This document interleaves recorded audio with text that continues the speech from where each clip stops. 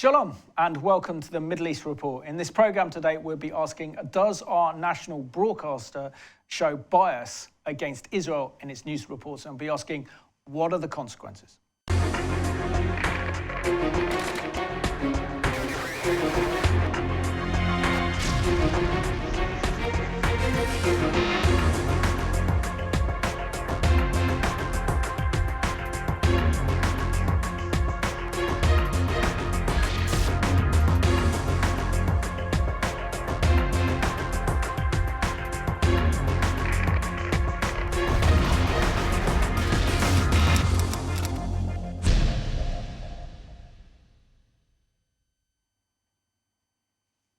Warm welcome to the programme, and today's guests are from Essex and also West Sussex, so quite local.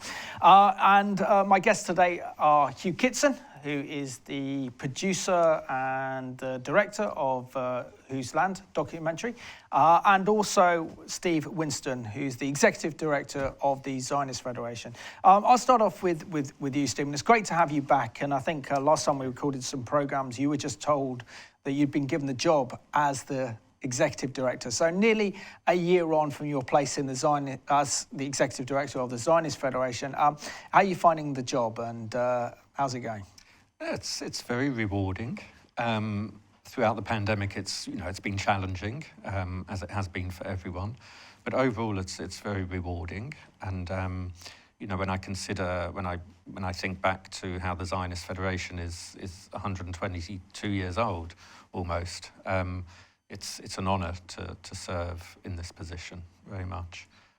We've been very busy over the past year. Most recently, we've actually held an event with Honest Reporting, who we commissioned to undertake some specific examination into media bias during the last Gaza operation. We've been very busy in trying to encourage the UK government to withdraw from the Durban Declaration commemoration, which, as your viewers probably know, they did withdraw. We had a very successful lobby day earlier this year, the topic of which was the UN and the UK's role in voting for biased resolutions against Israel that do nothing to bring both sides together. So all in all, we've been very busy, but it's a pleasure to be back here. Excellent. Thank you. And Hugh, it's good to see you again on the programme as well, and this is something that you really want to push. Could you just give our viewers just a kind of a brief resume of the documentaries you've done over the decades that really are made to bring a greater understanding of God's plans and purposes for Israel and the Jewish people? Well, indeed, most of the films I've made over the last 20 years, and I'd made films about Israel going back as far as the mid-70s, actually, but I've been doing it full-time for the last 20 plus years, and most of them have been about biblical teaching, God's purposes for Israel, aimed primarily at a Christian audience.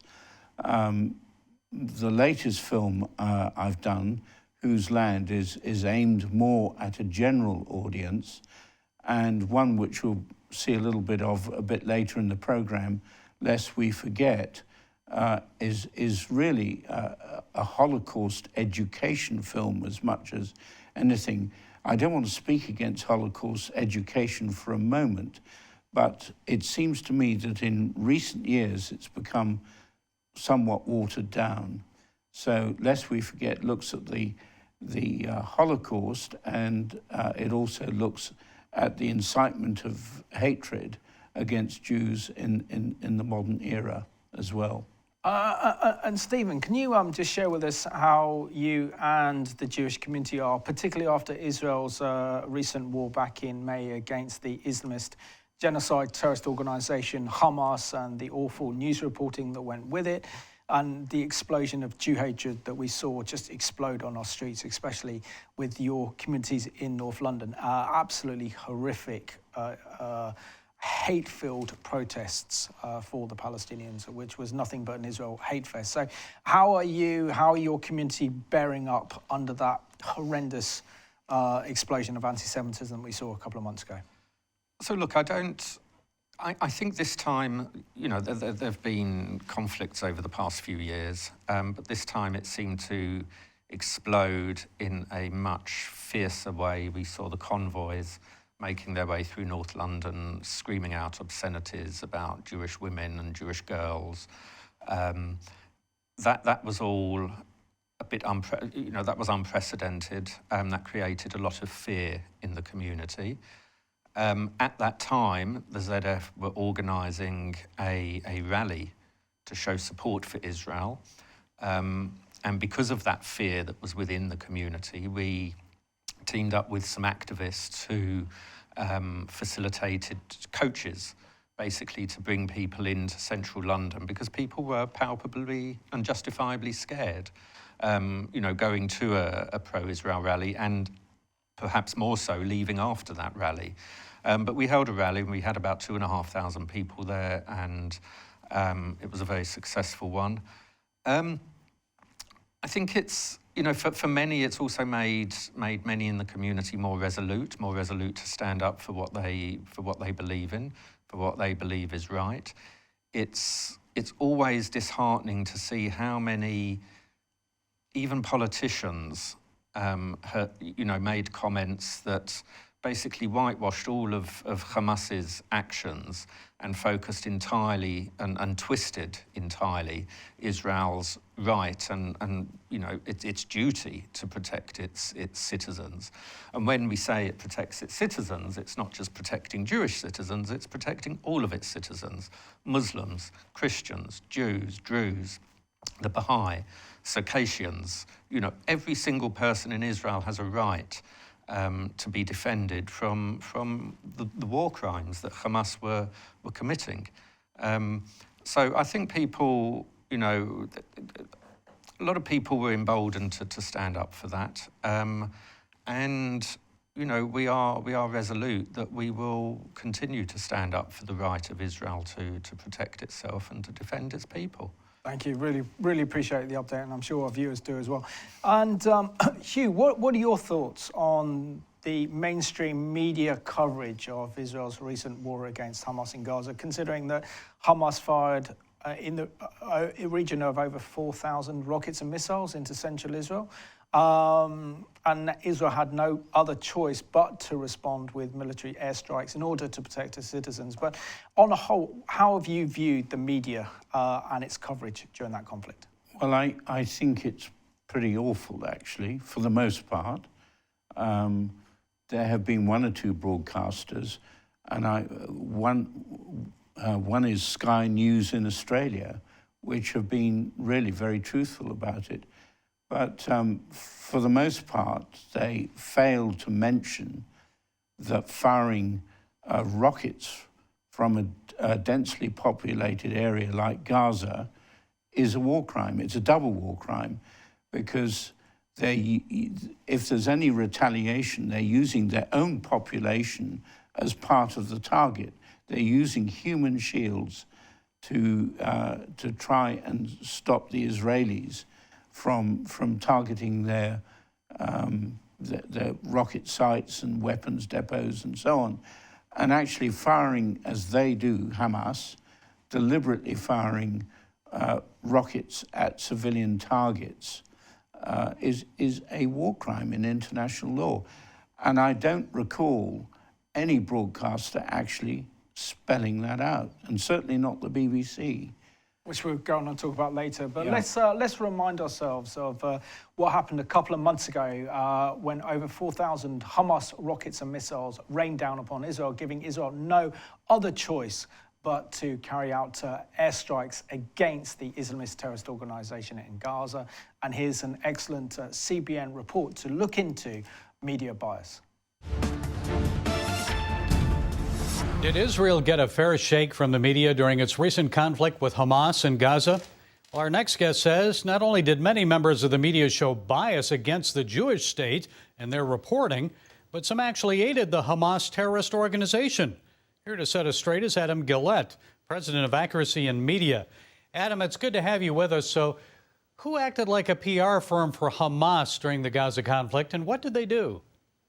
Well, perhaps the most notable thing was the Associated Press literally sharing an office building with Hamas and then clutching their pearls afterwards when Israel decided to strike that building, of course, after they notified the media and all other occupants that they would be doing so. And then the Associated Press had the gall to pretend, we can't believe this happened. Why would they do that? Well, they knew they were there. They shot off rockets from that building years ago. These guys would never share a building with the Republican National Committee, but they're probably at the water cooler with Hamas, and they still have the gall to be morally outraged over it. What did other members of the media, how did they report this incident? They reported it the same way one would expect. The left and their allies in the media have been doing the same thing since Vietnam. They allow our opponents to use the media as a public relations tool. When they know they can't defeat our side on the battlefield, they always can count on being able to defeat our side at the New York Times and now on CNN and MSNBC. You see Hamas, once again, as always, using human shields to try to make the Israelis look bad. Israel bending over backwards to avoid killing civilians, even when it means they have more military casualties. But nevertheless, CNN, MSNBC, their allies always love making the Israelis look like the bad guys. It's disgusting. Well, do they ever mention that Hamas and other Palestinian militants fired rockets into Israel from schoolyards, civilian areas, as you mentioned, used women and children as human shields? I've heard stories about journalists actually being kicked out of Gaza for reporting the truth about that. Of course, and in fact, Hamas supposedly stormed into the AP offices in that building years ago and threatened them that they had to should not report about Hamas operating in that area. Can you imagine if a Republican National Committee staffer, if an evangelical Christian activist, if somebody on our side went and stormed in an AP office and told them they better not report a certain way? These same people got so mad when Donald Trump said mean things about them, but Hamas literally stormed in and threatened them. Not a peep from the Associated Press, except one former employee who leaked it and talked about it publicly. Brave guy for doing so. It's disgusting. And this is an area where the media coverage is important. When they talk about Trump, most people have their mind made up. But when they talk about Israel, we're not on the ground. We're on the other side of the world. We don't know exactly what's going on over there. Americans don't necessarily have their minds made up. And when the media lies to people, it's dangerous. As a journalist, you're taught in Journalism 101 to remain as objective as possible. We're all subjective beings, but be fair and treat Israel as fair as you would Hamas. So where does this come from? Well, even then, it's hard for me to say be fair to Israel as much as you would Hamas, because one of them is a terrorist who wants the destruction of Israel and America, and the other one, as you said, is our closest ally. But you're right, they should cover things objectively. Instead, that's not what they do. Objective coverage of the story would talk about how it's merely a proxy war for Iran versus Israel, Iran versus the United States. Remember, Hamas is funded and supplied by Iran. So that's the narrative I think an objective journalist would lead with. Iran sees Biden potentially as weak, wants to test how he'll handle a situation like this, and decides to push Hamas to go and attack Israel. I think that's an objective narrative of it. Well, instead, they just put it as, well, the Israelis and the Palestinians are at it again. Israel's just too gosh darn mean for them. Because Israel's our ally. This is the Blame America First Brigade. Regardless of how evil our enemy is, regardless of how despicable we have as a foe, they always want to side against America. And that's the truth about it with Iran and that connection there. So how do you expect most members of the media may respond in the weeks ahead as they report about President Biden and Secretary of State Blinken's push for a two-state solution? Yeah, it's amazing. You know, we talk about this at Accuracy in Media. The coverage of this two-state solution is another thing that's a bit laughable, because the only people left pushing a two-state solution are the Americans and the Israelis. The Palestinians and their backers in Iran, they don't want a two-state solution. They want a one-state solution. They're openly clear about it every time. The Ayatollah in Iran tweets about the destruction of Israel and how we need to have that happen.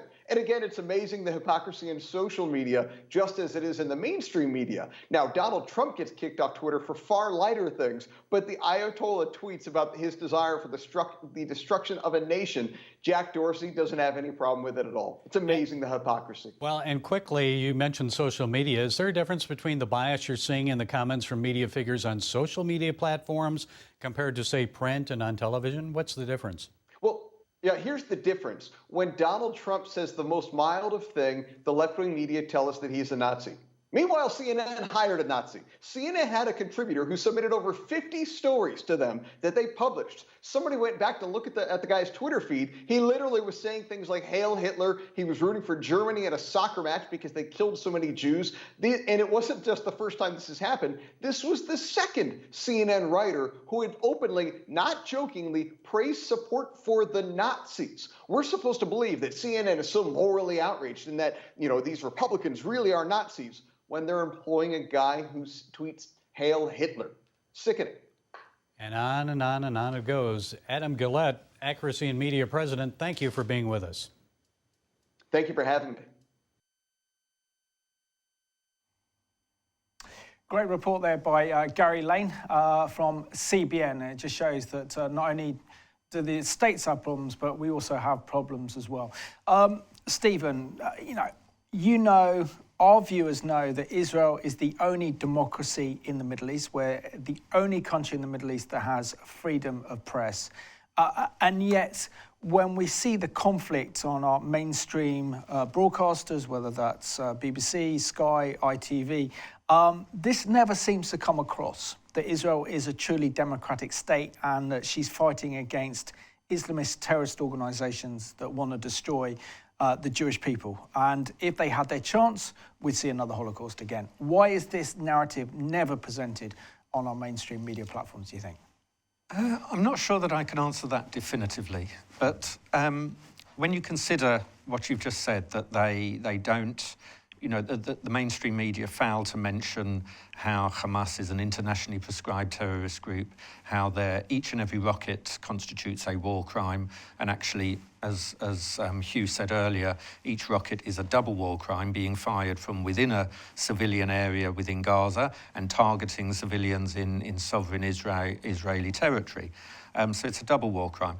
They don't mention this, but what they do is they seek to create an equivalence between a UN sovereign member state, Israel, and a terrorist organisation, Hamas.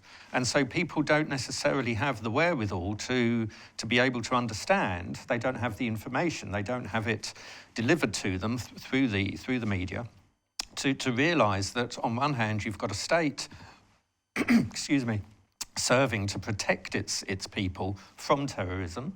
And on the other hand, you've got a terrorist group who are deliberately targeting civilians, and that's not mentioned. The BBC, the Sky News, all of our TV media outlets, the print outlets, they don't go out of their way to mention it. And the question needs to be asked why. We could sit here and we could speculate as to why. Is it anti-Semitism? Is it anti-Zionism? The line between the two is very, very narrow. It's a very thin line. Is it anything else? It's very difficult to answer. But they don't report responsibly, and we've seen it within the last round of conflict that the irresponsible way in which they report the facts just leads to Jew hate. And attacks on Jewish communities here and unfortunately across the world as well. Absolutely, and that's why we need to raise the issue, because we're guaranteed to tell the truth regarding Israel's situation and the Middle East on this programme is what it's here for.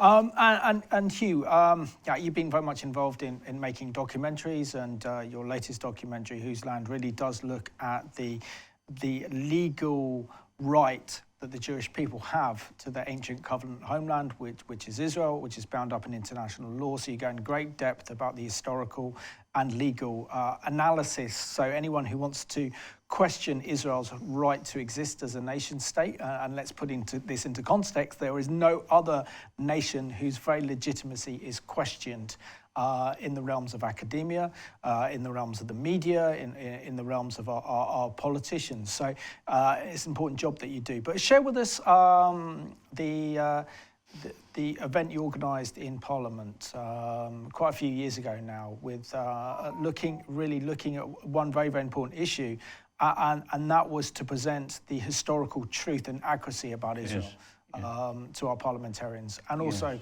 awareness to our main national broadcaster, the BBC? Yeah.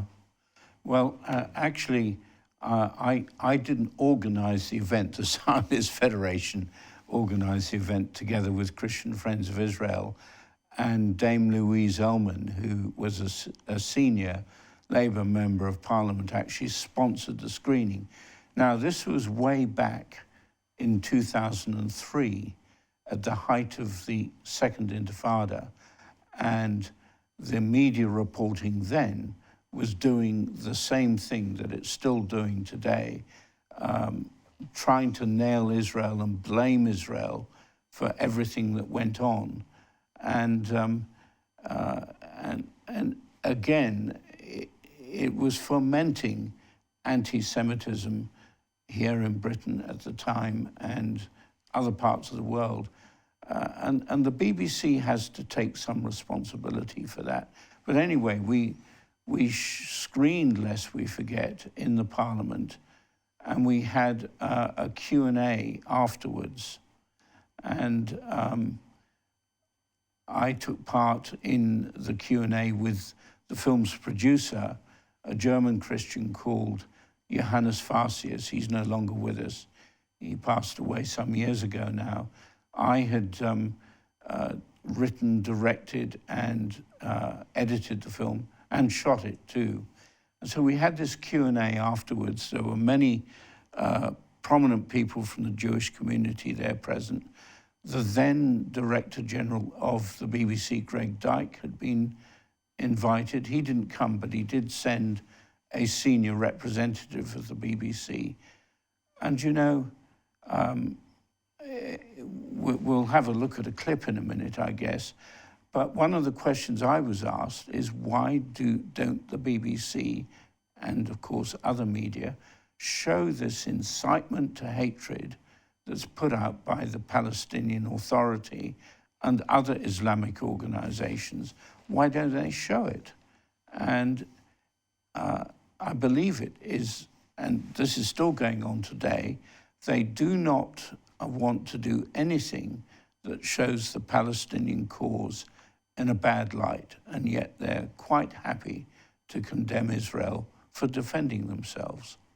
So let's remind ourselves of Hugh Kitson's film, Lest We Forget, that held that very prestigious event in Parliament back in 2003, looking at the Holocaust and relating it to incitement that we see in Palestinian education system and in their media, and something our mainstream media chooses to ignore.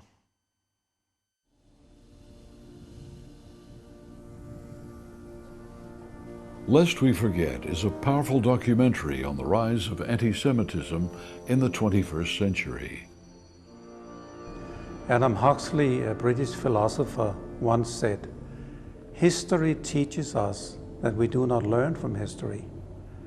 The long painful experience of the Jewish people throughout the last many centuries of anti-Semitism confirms the truth of this statement in an overwhelming way. 6 million Jewish men, women and children were brutally murdered by the Nazis, just because they were born Jewish. Ich habe überlebt Auschwitz. Ich bin eine geblieben von der ganzen Familie. Wir waren 9 Kinder. In Lest We Forget, we remember the horrors of Auschwitz. Ich habe mich erkannt. Ich habe keine Haare gehabt, aber er hat mir erkannt, er ist gekommen zu laufen zu mir. Und es war der Krematorium nicht weit und die Flamme hat geflammt oben. Sagt mein Bruder, du weißt, dass unsere Eltern sind schon dort verbrannt. Klaus Barbie, he rounded the whole family up, 58 members, including my grandmother, and they were on the last but one train to Auschwitz, where they all died. Most of the family by gassing. My father was shot. So soon after, the world seems to have forgotten what happened here. Today, the evil force of anti-Semitism is once again growing rapidly, spreading its deadly fire throughout many parts of the world, manifesting itself in a new wave of international terrorism against Jewish lives and properties.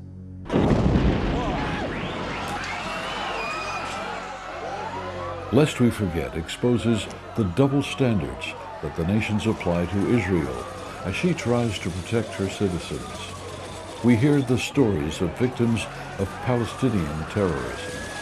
5 of my family members got killed in the Jerusalem Sbarro bombing. They were just brutally murdered for eating a pizza on a nice sunny Israeli day. فاليهود هم اليهود هؤلاء هم الذين يجب أن يذبحوا ويجب أن يقتلوا. My son was killed, a Palestinian, with the bus going inside and explode, and was 17, was dead.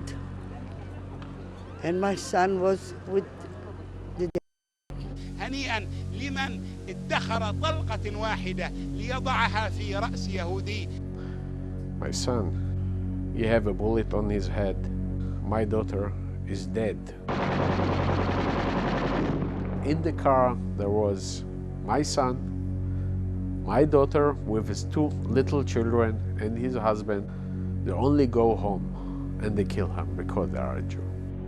This culture of hate which is spewing out now from the Arab Muslim world. And of course, the United Nations bodies have remained silent on this hatred. It's been a concern for a long time that the EU is funding the Palestinian Authority, knowing that some of this money is being used to foment terrorism. The anti-Israeli policy is a government policy. It is decided at the level of the European Union. It is integrated into the political structure, the media structure of the European Union. It's anti-Semitism.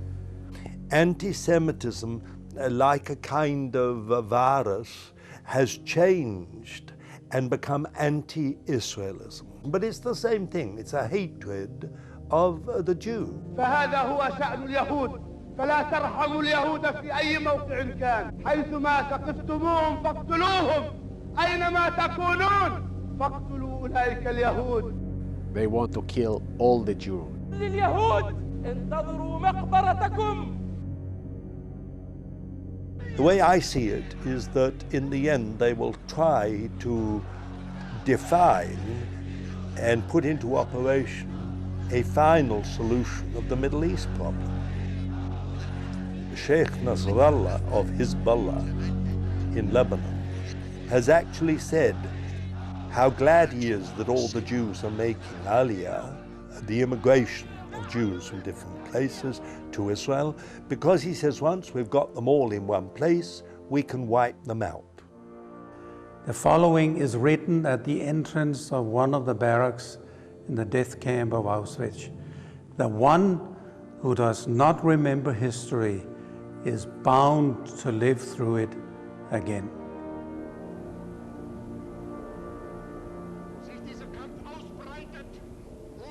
Lest We Forget was presented and produced by the late Johannes Fascius and filmed and directed by award-winning filmmaker Hugh Kitson.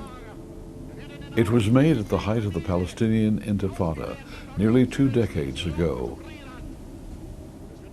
The powerful testimony in this feature-length documentary is even more relevant today in the 2020s as hatred of the Jewish state and the Jewish people escalate across the Western world.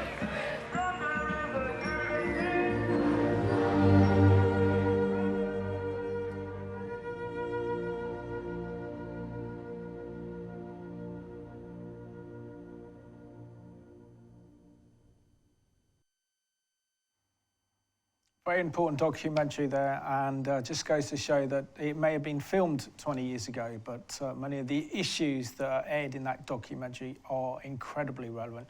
Which makes me think, Stephen, how is it that our mainstream media have a tendency to ignore the anti-Semitism that we see in the Arab world, particularly put out by the Palestinian Authority?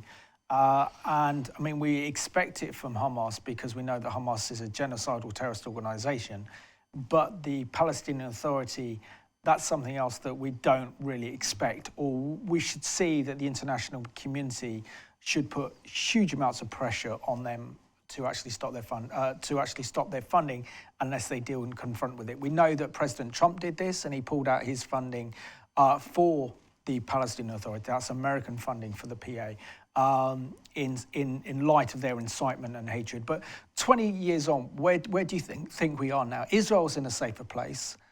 We know that, but the hatred of the Jewish people and the hatred of Israel seems to have grown massively. Yeah, it's as the gentleman on the video said, that anti-Semitism is like a virus, and it's mutated over the years. And whereas it used to target the Jew in the workplace or the Jew in the classroom, as happened with me, when I attended a Jewish school for some years, but then went to a non-Jewish school and suffered with anti-Semitism. But now it's mutated, and it's mutated into, as he said, anti-Israel hatred of the Jew amongst the nations. So it's no longer about the Jew in the nations; it's about the Jew targeting the Jew of the nations, and that's Israel. And we find that that there's the mainstream media. They seem to, whether it's willingly or unwittingly, they seem to foment this with the irresponsible way in which they report the facts on the ground. Let's take, for example, they portray the Palestinian Authority as a moderate entity, but we know that its chairman, Mahmoud Abbas, wrote his dissertation in Holocaust denial. We know that he has routinely supported acts of terror, and not meaningfully spoken out against them, but actively supported them. And why they don't call this out, recently we had a report from the EU into the education system, the textbooks of the Palestinian Authority. And on one hand, the report mentions that, or it affirms that the textbooks uphold the values of UNRWA, for peace and sorry, not UNRWA, UNESCO, for peace and tolerance. And on the other hand, the report finds that it's riddled with anti-Israel and often anti-Semitic content. So those two statements are very disparate. There's nothing to support them. And recently, the spokesperson of the Israeli embassy here in the UK published an article, and it was basically about why journalists feel so comfortable reporting on Israel from Israel. And it's because they have a very free press in Israel, as a democracy should have. They're not under threat of being silenced. They're not under threat of being dragged off into a prison and beaten up as journalists are in the Palestinian Authority and in Gaza. And as he said, 1 minute they can have their press jackets on and they can be in the thick of a violent round of crossfire in Gaza, and in the evening they're back in Tel Aviv in a wonderful restaurant, writing up their notes. So, it's a very difficult question to answer as to why they seem to continue to peddle this. To portray the facts in such an irresponsible way, but we can all agree that there needs to be more done to highlight this to the press, and a good starting point would be the BBC, being the national news broadcasting institution in the UK. And show them the correlation between reporting, not just from them, but from Sky News and other media outlets, and the correlation between their irresponsible distortion of the facts and the increase in anti-Semitic attacks. For example, the Sheikh Jarrah situation and the Temple Mount situation with the Al-Aqsa Mosque. It was portrayed here as if the Israeli police just woke up one morning and decided, right, it's Ramadan, we're going to storm the Al-Aqsa Mosque and shoot at people. And that was the most irresponsible and untruthful thing to do. They totally misrepresented the facts, but left the majority, you could argue the majority of people here in the UK, including politicians, calling out Israel for seemingly just going in and for no other reason than to cause trouble. I'm not showing the video footage, I think, which is very important, of these Palestinian rioters firing fireworks from inside the Alaska mosque campus, which doesn't fit their narratives. They choose to ignore it. Hugh, the difference is to the BBC, unlike Sky or ITN or any other kind of major news network in this country, is that it's paid by the license. It's paid by the taxpayer effectively through the license. So therefore, it's a national institution that is directly funded by those who watch it, including all of us. And is this why it's important to single out the BBC, unlike Sky or ITN, for their coverage of Israel? And I don't think it's the same. It's a different kind of news coverage we see from them rather than the BBC. But what are your main concerns with the BBC's coverage of the Israeli-Palestinian conflict? Well, first of all, you and I have to pay this license fee to just simply own a television set, whether or not we want to watch the BBC. But the BBC, as you say, is a publicly funded organisation, and it has a royal charter. And within that charter, they are bound to report truthfully and operate with transparency and be fair and impartial. And when it comes to reporting on the Arab-Israeli conflict, a lot of the time, they're none of those things. And the BBC also, because it's perhaps the most influential broadcaster in the world. 400 million viewers a week, apparently. Yeah. It's in a unique position, actually, to be able to take a lead for truth and for impartiality. And it's not doing those things. And I think to a degree, other media tend to follow the BBC. So if the BBC take a line, then the other media will follow. Now, I've got a very good friend who works in the BBC. He's been there for a long, long time, actually. And one of the unfortunate things is that the BBC tends to follow the UN agenda. They don't examine the UN agenda. They just simply follow it, which in turn follows the Palestinian narrative. And as I said earlier, they don't like to put the Palestinians, the Palestinian leadership in a bad light.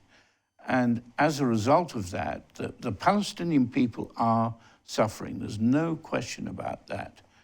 But who is making them suffer? The media will say it's Israel. But the truth of the matter is the Palestinian leadership, whether it's the PA or Hamas, are using their own people as pawns in order to achieve their ultimate goal, which is the destruction of Israel. Now, the average thinking journalist should be able to work that out, or even if they have worked it out, they should report it, and they don't. And Stephen, would you say that the BBC is institutionally biased against Israel, that it comes from a very left-wing perspective where the majority of the journalists who work on the BBC's Middle East desk, whether that's from the broadcasting, whether that's from radio, or whether that's from actually writing on the website, hold a view that they think that Israel is a colonial state and therefore stolen the lands of the Palestinians, and therefore we are going to continue to tell this narrative. I mean, what is sad, really, I think, is the fact that this year, through the COVID-19 pandemic, that for once Israel was actually getting some good press coverage on its mass vaccine rollout, its success when dealing with COVID-19. The world was looking for Israel for the way out and the solution. And then as soon as we see this conflict flare up again, Israel is again seen only through the prism of the Israeli-Palestinian conflict. Do you think there's a major problem here? I think there is a major problem.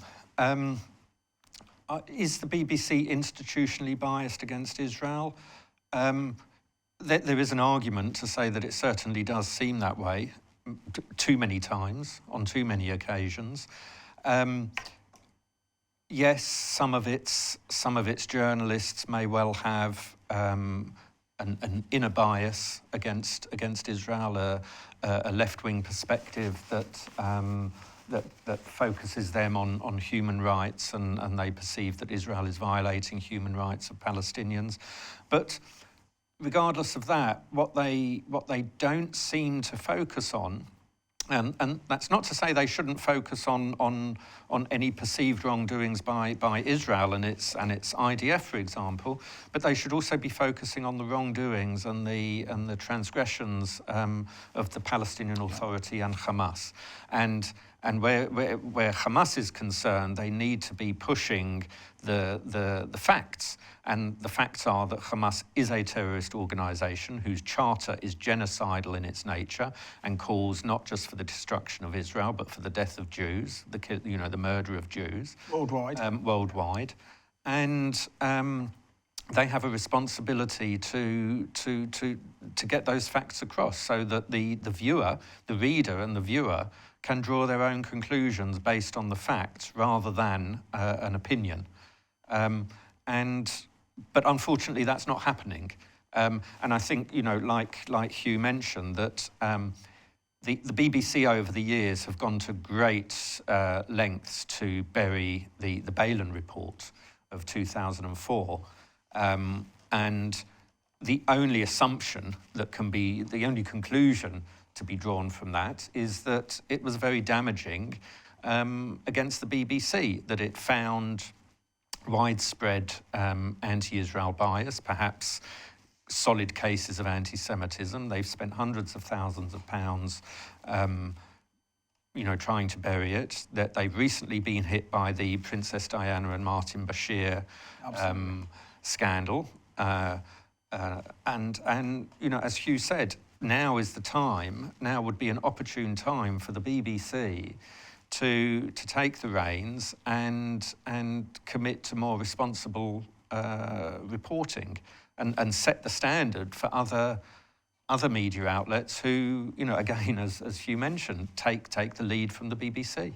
Yeah, and I think to just back up what you've said there, Stephen, that the truth is a rare commodity in today's reporting. Absolutely. And what is more interesting is that the news that is not in the news is more important than what's actually on the news. If you get a head around that. Yeah. But that seems to be the way that our mainstream media is driving the news agenda. Hugh, in June 2020, the BBC appointed a new Director General in Tim Davie. And I just want to give you a quote, because in October of 2020, he presented a new professional guideline for staff to avoid expressing their personal political views on their social media platforms. And this is what he said. He says, if you want to be an opinionated economist or a partisan campaigner on social media, then that's a valid choice, but you should not be working at the BBC. So my big question is, how does one explain the fact that BBC journalist Talwal Hawali have a Twitter post stating that Hitler was right after Israel's recent war against Hamas in Gaza? Well, to be fair to the BBC, she actually did that tweet some years ago before she was employed by the BBC. However, it would seem that she wasn't properly vetted before she was hired by the BBC and was subsequently fired by them. So I think that's what's happened there, but it's a good thing that once that was discovered, she was fired. And I must say that Tim Davie when he was appointed, did have these edicts. The interesting thing is whether he will follow them through. Now, at the end of the most recent Gaza conflict, Jeremy Bowen went into Gaza, and who is the BBC's news editor? That's right. Yeah. He's been the BBC Middle East editor for many, many years, since well before the Balen Report, and he was certainly the Middle East editor at the time of the Second Intifada. Anyway, he went into Gaza straight after the ceasefire and basically did a broadcast which, in my opinion, and I'm not alone in it, unfortunately we can't show that here, it was just pro-Hamas propaganda. Now, for a start, you wouldn't get into Gaza as a journalist unless you were approved by Hamas. And if you did a report that they weren't happy with, you probably wouldn't get out either. And of course, Israel giving him permission to go in there in the first place as well, to go through the checkpoints. Yes, and the BBC need to really get their act together with these sorts of things. They didn't interview any Israeli official at the time. Our mutual friend Richard Kemp actually did an interview with an Air Force commander a couple of days later, and this Air Force commander, now his name slips my memory at the moment, he talked about the extraordinary lengths that the Israeli Air Force went to avoid civilian deaths whenever they tried to hit a target. And he also talked about, quite honestly, the fact that most of the Israeli pilots, they hate doing this job. They hate doing it, but they have to do it just to protect their own civilians. Absolutely, sure. Which leads me on to a story I can share with you guys. So I was involved in a media campaign back in 2004 with a former PLO terrorist who became a Christian and spoke up for Israel. So we set up an interview with him within the BBC. It was an interview with Radio 5 Live, which I kind of like that radio station. It's good for a kind of mixture of sport, news and politics. And they brought Jeremy Bowen in to interview him and brought other leading experts. He was wiping the floor with them, that they then suddenly cut the interview short because they were losing the argument. The hostility that was directed at us for bringing him in was something else. So in my opinion, my own experience, I think it's fair to say that there is institutional bias against Israel within the BBC, but that's where the graduates who graduate from university go straight into this corporation and they want to mould them into their perspective and thinking. And I think if you're a free thinker within the BBC, that's pretty difficult. I mean, yes, they are very talented journalists. They're extremely good at what they do.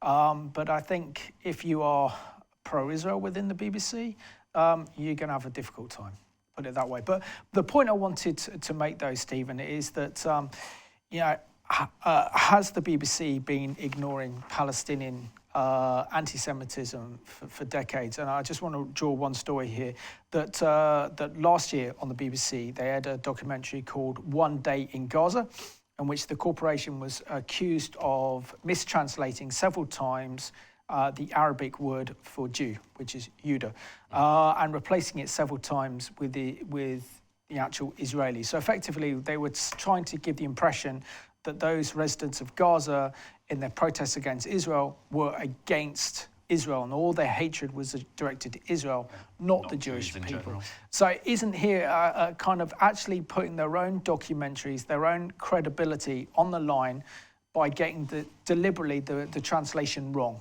from Jew to Israeli, and the implication that means for the Jewish community in this country and around the world, which is blatant anti-Semitism? For sure. I mean, the mind boggles as to the reasoning why. A logical conclusion as to why is anti-Semitism, but then there are plenty of people who would argue against that, and they'll have their arguments. is it anti-Semitic to have done that? It certainly is misleading to have done that, because, as you mentioned in that documentary, it had the Gazan people talking about the Jews, not just Israelis, and the mind really boggles as to why they do that, and that's just one of many examples of whitewashing the facts. And that's why we are where we are with the media and the rise in anti-Semitism. Can I just jump in there? That documentary, One Day in Gaza, our friend Richard Kemp was interviewed for that documentary. He told me later. Did you see him in the documentary? Not at all. Quite simply, they did not want to tell the truth. And that's our national broadcaster. But did not want to tell the It's truth. interesting here how the Jewish Holocaust historian Deborah Lichtstadt tweeted the following regarding this documentary. Said the BBC engages in anti-Semitism denial, yet another blatant example of the failure to take the surge of anti-Semitism seriously. BBC is condemned for mistranslating Arabic word for Jew to Israeli in the Gaza film. What are your thoughts if we have someone of Deborah Lichtstadt's standing commenting against the BBC, knowing that she took Irving to court over his Holocaust denial? And she won too. I mean, this is a battle against the truth. And one really questions whether we should have a publicly funded broadcaster when it comes to such an important thing as anti-Semitism, and they just simply do not report properly. Why they're existing, actually. Absolutely. We've got down to the last 3 minutes of the programme. I really wanted to bring up the kind of Balen Report. Now, this was an internal document produced for the BBC that looked into their coverage of the Palestinian-Israeli conflict, hours of video footage studied, lots of their website covered, and that has been buried. And considering that this is a 20,000-word document, and considering that this could have huge implications for the BBC, indicating what has been leaked is that the conclusion is that its coverage is very favourable to the Palestinians. Isn't it time that this report be published 17 years on from when it was actually published in the first place? Well, clearly the BBC has something to cover up. I mean, I've never seen the Balen Report, and in fact, I tried to get an interview with Malcolm Balen at one time. That was refused. But I think the only way that this, if Tim Davies not prepared to put it out, which I hope he does, the only way to deal with this problem is for questions to be asked in Parliament and there to be a proper parliamentary investigation into this. And Stephen, within 30 seconds, considering this Balen Report is not only a 20,000-word document, but it also people have been trying to access it through our Information Act, and considering the BBC has spent £200,000 of our licence fee money on this to block it, how important is it this comes out, and what response can our viewers do to in the case of media bias against Israel, as demonstrated through this programme? Okay, well, you know, now more than ever, we understand, we all agree that the Balen Report, we need to put pressure on the BBC to bring the Balen Report out of its cover-up and make the findings known, and to just come clean, and then everyone can move forward more constructively. The ZF will be partnering up with other organisations to bring that pressure onto the BBC later this year. So what I can say to your viewers is to, you know, please keep a lookout, sign up to our newsletter if you aren't already done so. That's www.zionist.org.uk. You can sign up to our free weekly newsletter, and as soon as that campaign launches, then, you know, the more support we can get on that, the better. Excellent. Stephen Hugh, thank you so much for being my guest on today's Middle East Report. And I just want to thank you for watching today's programme. I think it just explains why this programme, the Middle East Report, is so important to actually tell the truth about Israel and the Middle East that you're not going to get on the mainstream media. And it's imperative that we tell the truth, that we share the Israeli narrative that is not actually heard anywhere on our mainstream media. And that's why you'll get stories on this programme you won't get anywhere else. And that's why it's important that as a channel and as a programme that we fight the media bias that's directed against Israel so that you are better informed and better educated regarding Israel's precarious situation in the Middle East. So thank you for watching today's Middle East Report.